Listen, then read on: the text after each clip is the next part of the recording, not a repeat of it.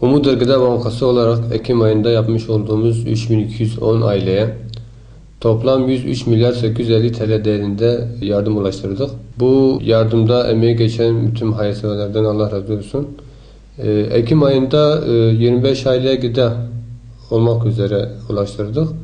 29 aileye giyim, 3065 aileye de et götürdük ve 91 aileye de nakdi yardım ulaştırdık. Bu ulaştırmada bize yardımcı olan dernek üye ve gönüllerimize teşekkür ediyoruz. Ve bu konuda hayırseverlerin yapmış olduğu bu yardımları da Allah-u Teala kendi katında kabul etsin.